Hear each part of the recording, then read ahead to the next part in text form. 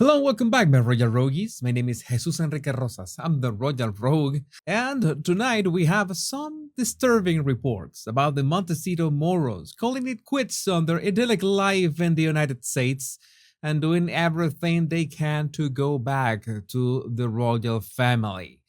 Now, this is something that should not surprise anyone given the fact that whatever fame these two had is because of Harry's royal connections. And yes, that's solid clout. That's something that helps pay the bills to some extent, appearing in magazines, receiving awards, thinking about paparazzi shots, and all that stuff, but at some point or another that was going to end. But we originally thought it was just Harry trying to connect with William over the phone, no matter what. And you know that William was not going to pick that phone up for many reasons, especially because he wants to protect his family. And it's not like Harry and Meghan have the ability of harming William and Catherine's kids directly, but it's more a matter of influence, of a bad influence in this case. Because when you think about it, after all these years, what has Meghan done to become relevant again? Yes, as of late, the only thing that we have seen her winning is Suits becoming the most watched series in Netflix recently.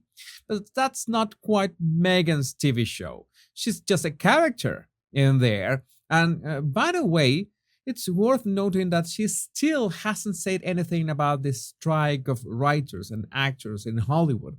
Some claim that this could be due to the fact that she cannot interfere or piss off her bosses at Netflix. And that makes sense because the Netflix contract is the only thing that they have left for whatever streaming service or content creation platform up to this point after being dropped by Spotify.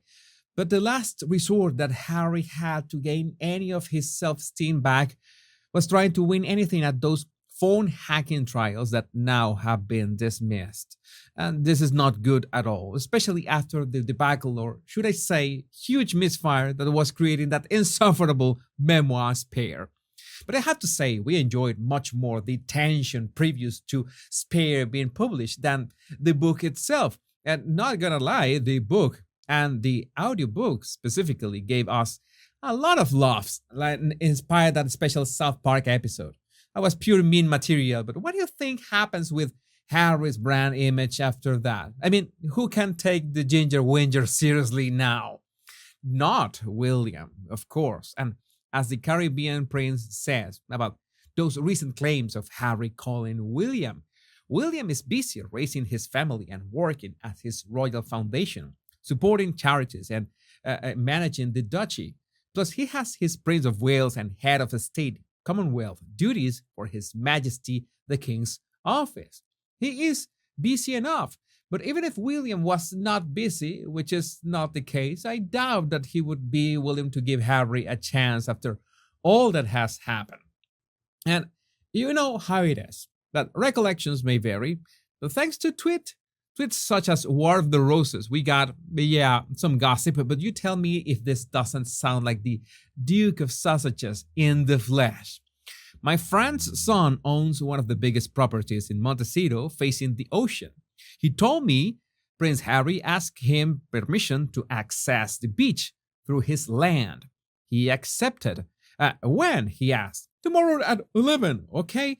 They didn't show up and called past 2 very chill. Well, we'll come around 3, maybe 4. My friend's son was flabbergasted by the entitled attitude and told them not to bother. Sorry, you should ask someone else. That is one of the few ways that we can confirm whether it's gossip or not, that the Duke of Sausages is not aware of how the real world works. It's like he still thinks everyone around him is there to serve him. Not even Backgrid, when they tried to put him on his place, could change his mind. And I have to say, I find that really, really sad. That might be the reason why Meghan wants to, well, spend her birthday in silence, as the Mirror says. Meghan Markle will celebrate her birthday with toned down gathering after recent drama. So, no 40 by 40 this year either. And I found it very funny that this article was connected to this one. Meghan and Harry's elderly neighbor snubbed by security after he tried to welcome couple. Prince Harry and Meghan Markle moved to the US after stepping down from the royal family, with one of their new neighbors claiming they weren't interested in getting to know him. Oh my God. And yes, that sounds like the Montecito duo, because perhaps this old man that was just trying to be friendly to the new morons on the block was not as famous as Meghan wanted him to be, so they just plain rejected his visit and the lovely pound cake that he must have brought with him. U.S. Navy veteran Frank McGinnity has claimed he wanted to welcome Meghan and Harry by lending them some films he created about the history of Montecito. However, Frank said he was turned away at the gate by security. The 88-year-old spoke about the brief encounter in his memoir, Get Off Your Street.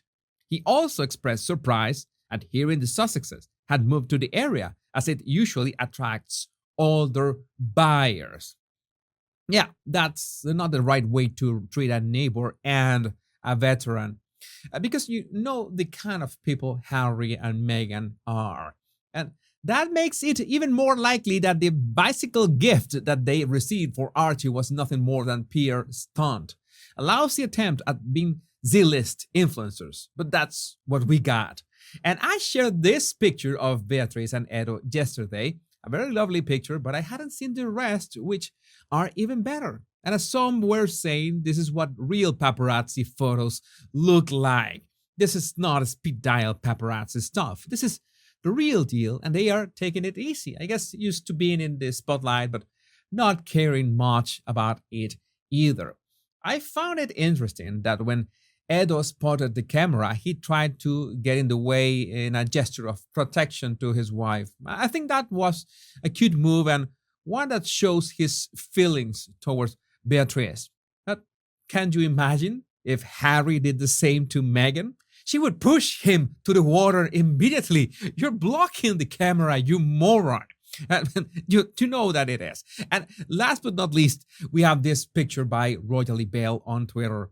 The Prince and Princess of Wales smiled for a photo during their visit to the USA. And I want to ask a question because I really don't understand how this works. How come do you look like this after a transatlantic flight?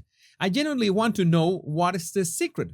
Because I remember them at that Celtics game and I asked myself this question back then and I didn't share it with you, but now I remember it and the mystery is still up.